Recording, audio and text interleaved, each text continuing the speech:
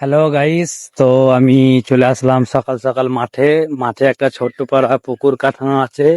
তো এই পুকুরে কিছু তেলাপিয়া মাছ ছাড়বো, ওই জন্য এই যে আমার বালতিতে মাছ আছে।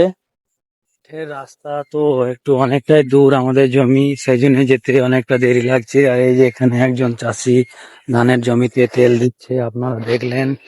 আর শিলা বৃষ্টি হওয়ার কারণে ধান গাছগুলো অনেক হজুত হয়ে গিয়েছে, সব ডগগুলো দুমড়ে গিয়েছে, দেখতেই পাচ্ছেন। আর এই যে আমাদের পুকুরের কাছে প্রায় চলে এসেছি, মাছগুলো এবার ছেড়ে দেবো। এই হলো আমাদের পুকুর, দেখুন গাইস, ছোট্ট পাড়া পুকুর। আর এই যে আমার বালতিতে মাছ, যেটা আপনাদেরকে দেখানো হচ্ছে, এই যে দেখুন বালতিতে মাছ দেখতে পাচ্ছেন, লাফাচ্ছে। আমি এবার পুকুরে ছেড়ে দেবো।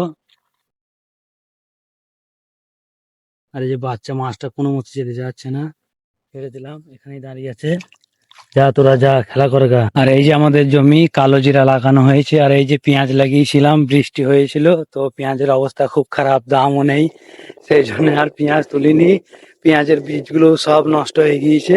আর এখানে আলু লাগানো হয়েছিল। আর গাইস, সবই তো দেখাইলাম আপনাদের। আমার ফোনের ক্যামেরার কোয়ালিটিটা অনেক খারাপ, কারণ আমি খুব গরিব ফ্যামিলি থেকে বিলং করি। পয়সা নেই যে সুন্দর একটা ক্যামেরাওয়ালা ফোন কিনবো। আপনারা আমার পাশে থাকুন এবং আমার চ্যানেলটিকে সাবস্ক্রাইব করুন।